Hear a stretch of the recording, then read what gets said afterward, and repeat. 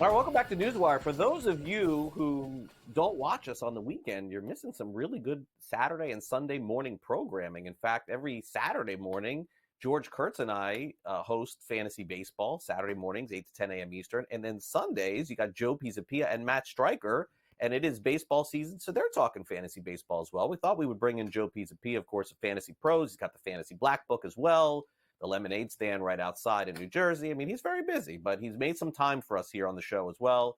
Great to have you, Joe. Thanks for coming on.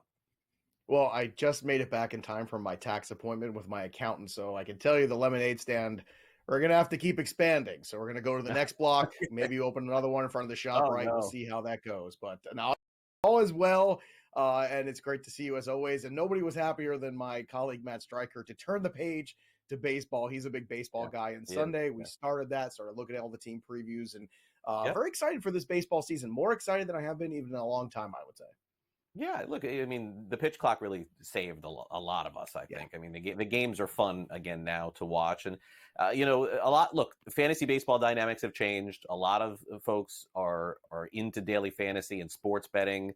There are still a lot of hardcore people, though, who do play the season-long format in fantasy baseball, which is close to my heart and yours through the years. So we thought we would take a look at just sort of how drafts are going early on, and to get a more expanded discussion on this, again, Saturday morning, Sunday morning is where our exclusive programming here is at SportsGrid. So outside of like the easy picks, Joe, because I think that most people know what they're doing and, clicking those buttons through the first 2-3 rounds, it always gets interesting after that. So I'm going to let you throw the first pitch here with a few players that you think that could hold some value outside of those easy ones inside the first 4 or 5 rounds.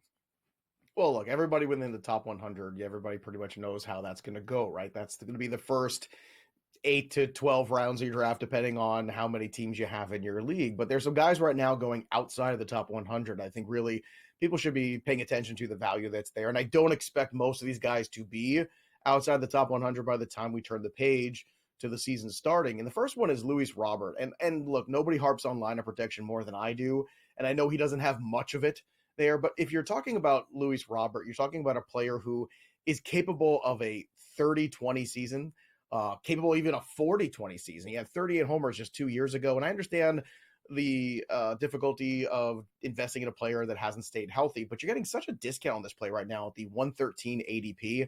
I think it's a little crazy right now. You're talking about guys like Ian Happ going ahead of him, and Ian Happ has never had quite a season like Luis Robert had 2 years ago. So although there's some restrictions with the White Sox and some things you're going to be concerned with, I just think it's too much of a value on a player who has the ability to go 30-20 or even 25-25 outside the top 100. And I don't think Luis Robert, probably you agree, will finish as a White Sox this year too. So if he gets off to a good start, teams will be knocking on that door and he'll end up on a contender. And then you'll wish you had taken that discount on him in drafts. Yeah, I think all of those things are certainly fair. And by the way, really good numbers, all things. I mean, OPS not so good, but all things considered, 27 home runs on one of the worst teams that we've seen in baseball in 20 years. I mean, you make a good point. I mean, he knows he's got to be playing for another team. I would expect a big year too. So the Boston situation is a little bit complicated here, and they are not going to sit Tristan Casas. I understand that. Like, he has got to play. He is their probably second best hitter or third best hitter on the team, maybe the first. He had 28 home runs last season. But this whole Devers thing is very confusing here, because I would assume cooler heads will prevail. Maybe Big Papi has dinner with Devers and says, hey, man, like, you just got to move. But if he does, I mean, I don't think he's going to be the full-time first baseman, but would that mean Casas goes to DH or somewhere else? I don't know. There's a little confusing here. I don't like confusion in my February fantasy baseball. But I saw a good tweet from Scott White from CBS, who said it was a Game of Thrones meme out there, which is, if you have to say you're the third baseman, then you're not the third baseman, which is the old Game of Thrones adage. If you have to say you're the king, then you're not the king, right? So that's a little problematic. But Casas is, I think, now in a situation where he really has to get off to a good start. You have to look for that incredible left-handed power that guy's got, get it in the lineup. As you said, he did not play a full season last year. People were very excited about Tristan Casas, as they should be. The guy has enormous power and slugging potential here. And what you want to do is you want to get him in a situation where, last year, he only played 63 games. He hit 13 homers. And you think that the upside here, if you look at projections, is probably somewhere around a 25 to 30 home run guy. And now that you have Bregman in that lineup too, it lengthens that lineup. And that's a very important thing for these young players to have that line of protection. There's more young players coming here for the Red Sox too. Christian Campbell, Roman Anthony. So there's a lot of prospects still to come for the Boston Red Sox. But at the same time, Casas, I'm with you, has to play every day. I'd be surprised if they shifted him to DH. I think it's more likely that Devers should be a DH at some point in his career sooner than later, because he is not a plus defender, and you're wasting Gold Glove potential third baseman at second base in Alex Bregman, where you could put Christian Campbell there and really make your entire lineup better, and more importantly, your defense better for the pitching. So I think it might be a little bit of massaging, a little bit of discussions, as you said, but Tristan Casas, a guy right now going outside the top 100, and if you're looking for slugging first baseman, how far off is he going to be from some of those guys like the Pete Alonsos of the world at the end of the day in terms of home run potential? I don't think very, and you're getting an enormous discount. You're talking about a guy who's going, 60 plus spots later than a guy like Alonso or Josh Naylor. So in my opinion, Casas becomes a value at second base. Another guy kind of like that, going 75 to 100 picks later than. All right, we lost Joe there for a minute there. He was in some really good conversation there. Unfortunately, we did lose him, but let's look at those projections. Okay, he's back. He's back. Sorry about that, Joe. We lost you right there. Go ahead. You can finish up your thoughts. Oh, yeah. I was going to say, Luis Garcia, a guy who has basically the same kind of season that Jose Altuve had last year, projected to have a very similar season this year, going 75 to 100 picks later. You got to look for that. You got to look for those statistical guys that are good comps, but are the cheaper versions, the Wish.com Temu versions, perhaps, that you're going to save some money in your draft capital. And I think Garcia is one of those guys. Casas is one of those guys. And if you look at the expectations for a guy like Jose Altuve, well, it's hitting 280 with 20 home runs and 20 stolen bases. Well, guess what? Right. I can get that out of Garcia out of a really good Nationals lineup too this year. Yeah, definitely. Temu not sponsoring our show anymore. No. All right. So now let's go over to the New York Mets, where they have a stacked lineup. You talked about protection. Mark Vientos came into his own last season without a doubt. Juan Soto is now there. Pete Alonso is back. I would assume he's going to be in a good spot no matter where he hits in this lineup, Joe. I really like Mark Vientos, and you know me, I'm like the biggest Met loathing, self-hating fan that there possibly is. So when I am in on a Mets guy, you should definitely understand that it's past all good logic and all good recognition skills. Mark Vientos last year, from spring training on, was a rock star. And, people forget how good he was last spring. He didn't get the job at the DH spot. They ended up signing JD Martinez. He took it personally, took it to the minor leagues, took it to minor league pitching, came up and raked for the Mets, and then had some enormous moments in the postseason. And now you're putting Juan Soto in that lineup, who's going to get on base at a 400-plus clip, and you're lengthening this lineup again. That's really important. And Vientos, I think, has a chance to not just hit 30 home runs, but maybe even more. I think he's a lock to drive in 100, and right now he is a huge value on draft day. I can't stress enough how much I like Vientos potentially this season, because I think he's going to deliver so much power and so many runs scored and RBI. And if you look, he's going after guys like Junior Caminero and Alex Bregman, and I think he's going to have better years than both those guys. All right, fair enough. Let's close it out. Give me one pitcher outside the top 100 that you think is going too low. Well, he's a big fantasy football guy, and he's actually been on our show. But personal aside, Justin Steele is the real deal. And I don't think he gets enough credit. Imanaga came on strong last year, but Justin Steele, if you look at all the metrics here, a guy with a high strikeout rate, low walk rate, good strikeout to walk ratio. I think the Cubs with that Kyle Tucker move have really pushed their chips in. They think this division is winnable. The Brewers are a little weak right now. They moved on from Adams. They moved on from Devin Williams. And I think they're vulnerable. Cardinals aren't going to be any good. Cincinnati's still kind of trying to figure itself out. Why not the Cubs? And with Imanaga and Steele at the top, that is a lot of pitching. Steele just has to make 30 starts, and I think he can this year. All right, fair enough, Joe. Great to catch you. We'll see you Sunday morning with Matt Stryker. Thanks again for making some time. All right, welcome back to NewsWire here on SportsGrid. Always great to check in with my buddy who I'll be seeing at spring training real soon in Jupiter. The Marlins and Cardinals share a facility. Mike Claiborne from the Cardinals Radio Network, also a Missouri Hall of Famer, by the way, I should mention. He's got a new digital shows coming up, too. We're going to talk about that. But first, let's get into some Cardinals baseball. Claibs, it is great to catch up with you, my friend, and thank you for spending some time with me, making some time. It's always good to see you, man. I love your work, and we've been great friends for so many years, and I can't wait to see you in person. And Yeah, next congratulations week. on your new outlet here.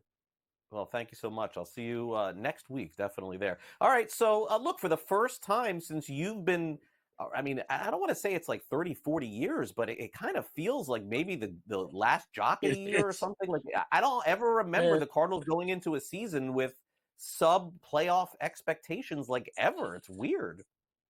Well, I don't know if I'd say that. I think they feel like they can contend within their division.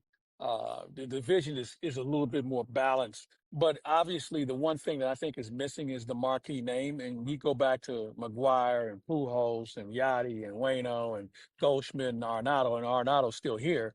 But when you look back at the history, the Cardinals have always had a marquee, nationally known player. Right now, we're going through a transition on figuring out who's that going to be next, aside from Nolan Arenado. So it's a little bit of a different setup. There's no doubt about it.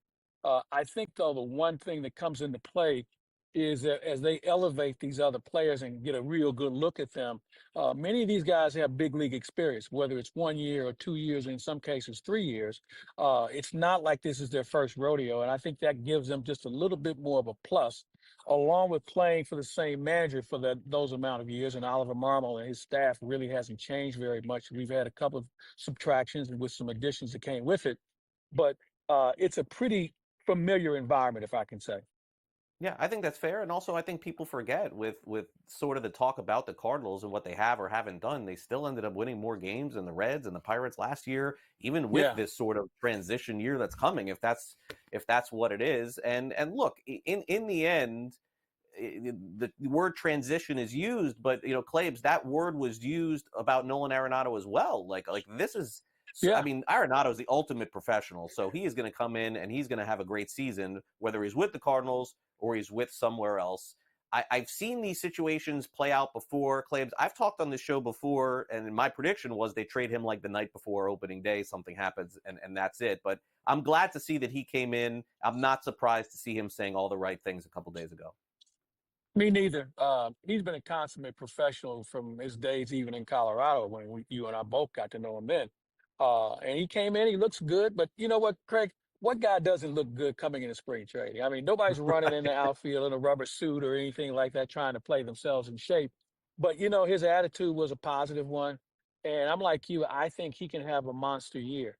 There comes a question of protection around him in the order, but you know what? The Cardinals have some guys who can get on base. Now, the problem was once they got on base, they couldn't score. And if they can score just a little bit this year, this is going to be a very interesting ball club. I know you guys were talking about Chicago earlier, and I certainly agree. I think that they have some real top end pitching that's going to make them competitive. Their lineup is going to be solid. But I think overall, the Cardinals are in a division that's very winnable for them if they stay healthy and if they do a few other things the right way Yeah, because they can't pitch. Yeah, and that's the thing. We're going to go over the pitching here, and then I want to end on this Wilson Contreras sort of experiment. I guess it's permanent, but I want to say sort of experiment. You mentioned the pitching. So, look, these are a couple of names that maybe the average fan is not all that familiar with, in Palante and McGreevy, who I know are going to get a legit shot. Miles Michaelis is back in the rotation again, the most prideful, give me 7, 8 innings guy you're ever going to meet in Major League Baseball. This guy Yes. wants to go as deep as he possibly can and prides himself on that. And Sonny Gray is back again. And so, yeah, I mean, this on paper as compared again to the division, the Reds and the Pirates, outside of Paul Skeens, we understand he's a superstar, and even the Cubs to a degree. Why can't the Cardinals throw these 5 out there at the start of the season and succeed? Yeah. No, I agree. And I mean, when they stay healthy, they're pretty deep as far as other guys who they can run out there, especially in the bullpen. But I'll tell you, the X factor guy, I think, is going to be Michael McGreevy, who is a ground ball machine. And if the Cardinals can play some good defense behind him, he can really prosper from being on this ball club. He and Palante are two guys. And remember, Palante was a guy that came out of the bullpen last year. They sent him out to Memphis. He worked on some things, and he probably ended up being the best pitcher in the second half of the season for the Cardinals. And I know they're looking for big things from him. He's thought about what he needs to do to be more consistent. So I'm anxious to see what he does. And McGreevy, the 2 times we saw him last year was beyond solid. And I think he's built on that as well. So it's going to be a very interesting pitching staff that can expand to Stephen Matz, who has big league experience. There's some other guys that they're taking a longer look at. The bullpen is going to be stacked. You have a guy who has 48 saves last year in Ryan Helsley. So that's going to be a situation that I think we're going to take a longer look at and who's going to back him up as well. Real quick, the story claims of all of spring training is position movement. I never remember a spring Yeah. training like this. We got Altuve going to left, and Devers doesn't want to play anywhere else. And Wilson Contreras is going to first base, and Trout is going to right field. I mean, what's going on in spring training this year? Real quick, 30 seconds. Go ahead. What's Here's going the on deal. this I year? mean, half glove will travel. And, I think it's amazing to see how these guys can make this in-flight adjustment and moving to a position that in most cases they've never played before. But it just shows you the commitment that guys have and the confidence that organizations have of them being athletes who can end up being baseball players. Let's end with this. Claibs, you've been on radio for decades, and certainly you've been doing this longer than just about anybody in St. Louis. I don't want to say how long, but too long. You've launched a new digital format where people can hear you and certainly follow all the work that you do in St. Louis. Tell us more about that. Sports Hub STL, and you can check it out. We have an all-star lineup in St. Louis, and we do podcasts on a regular basis on a variety of sports in the St. Louis area and the surrounding area. And I would invite people to just tune in and check it out, and I think they'll have a lot of fun with it because we have some other things that come with it that I think they'll certainly appreciate. It's new in St. Louis, and we think it's going to grow immensely here in the next few days. Yeah, well, we have you to listen to. That's all we really need on that network to just start off with. So we keep trying to fool them, man. One step ahead of the possum. We always do every year somehow. I love it. All right, so I'll see you next week. I'll look forward to that big hug as usual, and have a great weekend. Thanks. Looking forward to it, my friend. Take care and good luck.